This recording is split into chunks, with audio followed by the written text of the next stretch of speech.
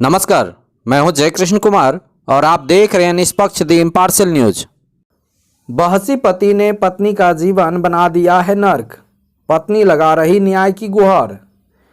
महाभारत काल में द्रौपदी के जुआ में हारने के बाद चीरहरण की घटना तो आपने सुनी है, लेकिन कलयुग में भी जुआ में हारने के बाद पति द्वारा पत्नी को अन्य जुआरियों के हवाले करने का मामला सामने आया है।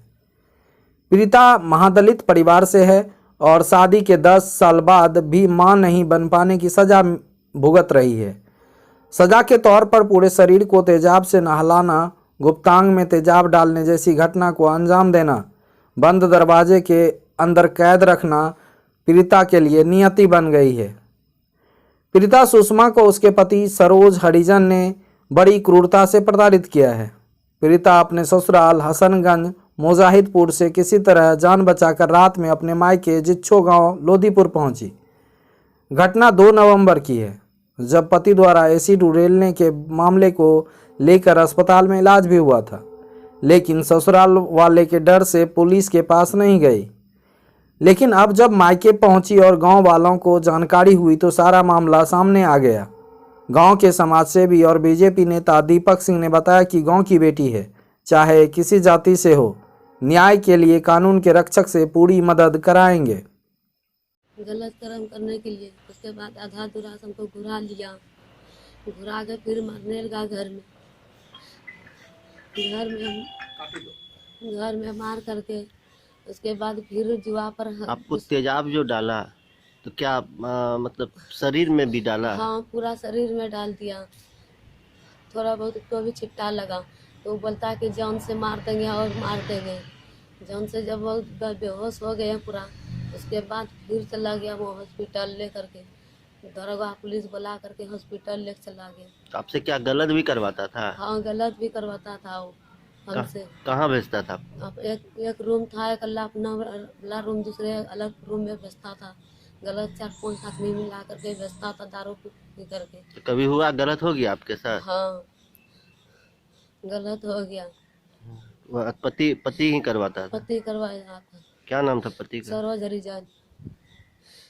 3-4 आदमी मिला करके उसके पास रहता था, मीट मछली बना के खाता था, पीता था, दिन भर वहीं रहता था, घर ना आता था। और आपको गलत करवाता? हाँ, आपसे गलत करवाता था वो। इसका विरोध नहीं किए कभी आप? विरोध किए थे। तो क्या करता था? मारता था। वो बोलता कि तुम्हारा माँ बाप कौन सी करेगा, तुम्हारा माँ बाप गरीब है, कुछ ना करेगा, तुम्हारा घर वाला भी सपोर्ट ना करेगा, गाँव वाला भी कोई सपोर्ट ना करेगा, गाँव वाला तुमसे विरोध है। कितना साल पहले? 10 साल। दहेज दिए थे? दहेजो दिए थे? हाँ, दहेज 50,000। तो क्या हुआ आपके बेटी के साथ अभी? वो रखा थोड़ा दिन, उसके बाद मारपीट करना शुरू कर दिया।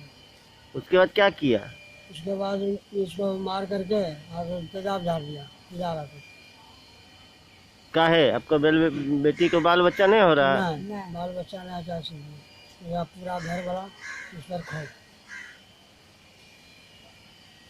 आपका घर कहाँ है? नहीं, छोटी सड़क। आप क्या चाहते हैं?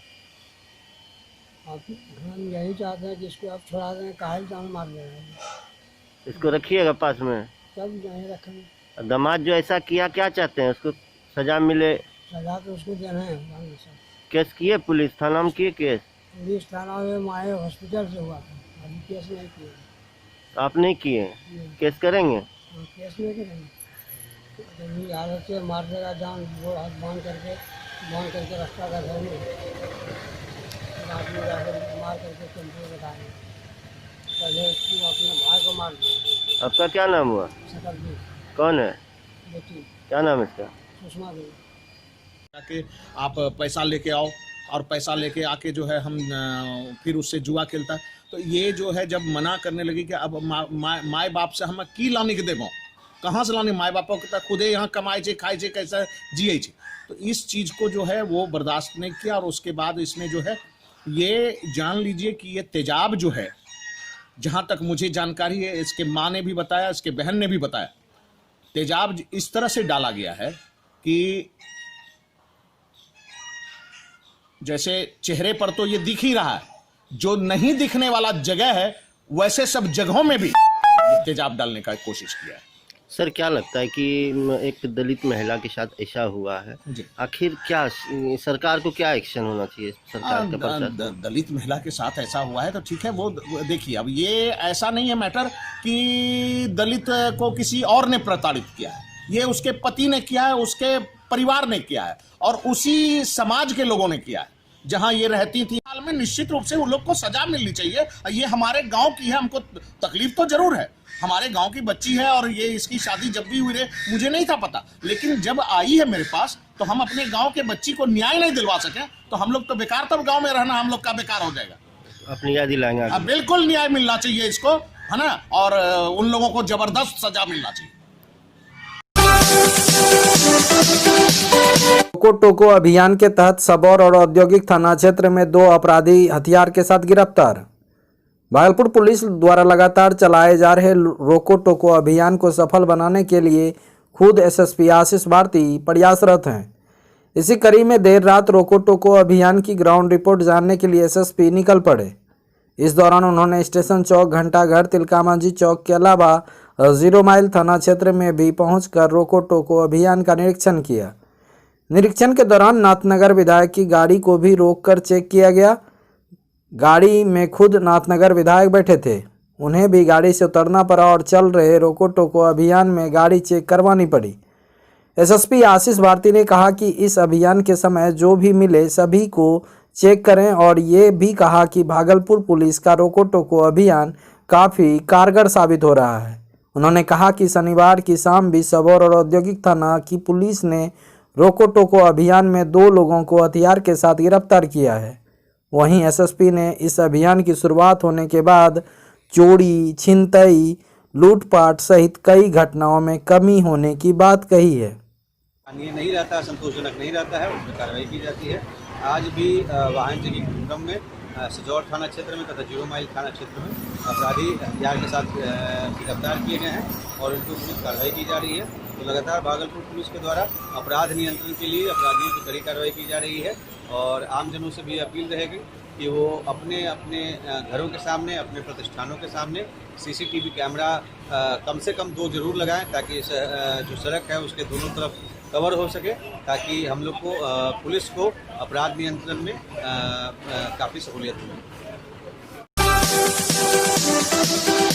भागलपुर के जगदीशपुर में मुखिया पर दबंगई का आरोप, पीट कर हत्या कर देने का आरोप।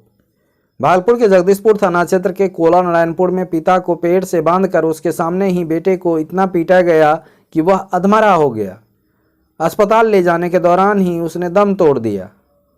मृतक प्रदीप यादव का बड़ा बेटा 25 वर्षीय शेखर यादव बताया जाता है।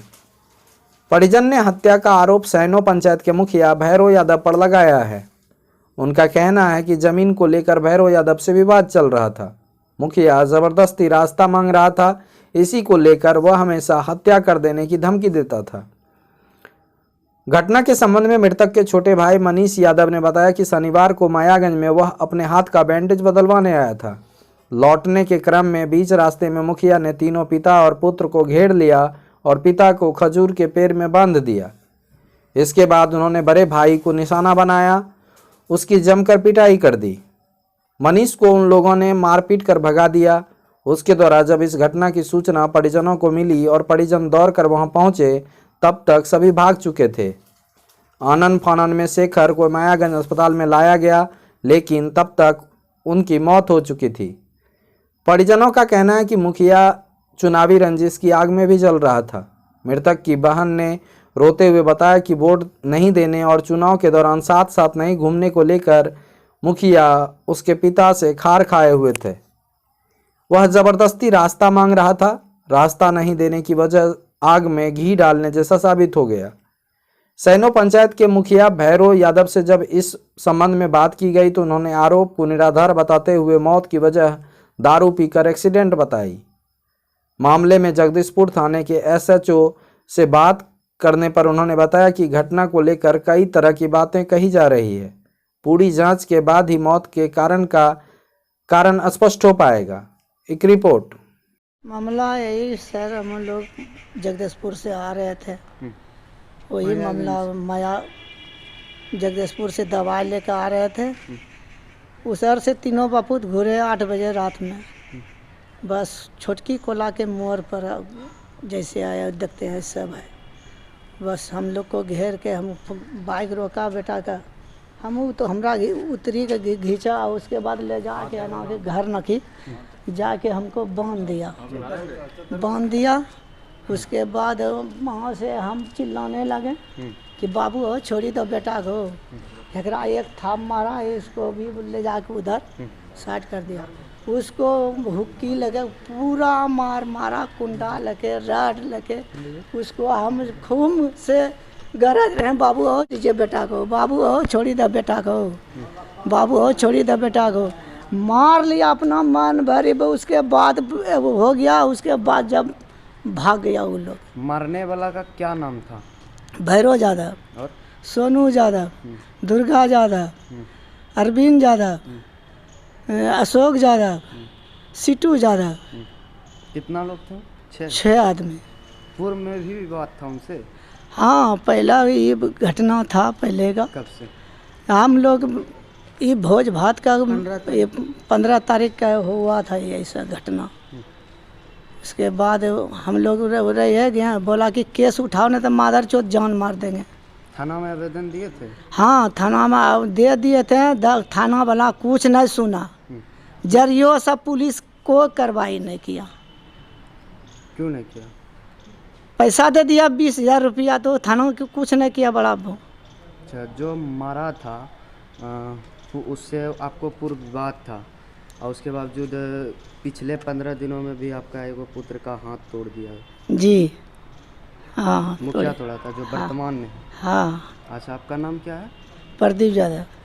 जो मृतक है उनका आपको नहीं? शेखर यादव के मेरा बेटा है। अच्छा, और जो जिसका हाथ तोड़ा है उनका नाम क्या है?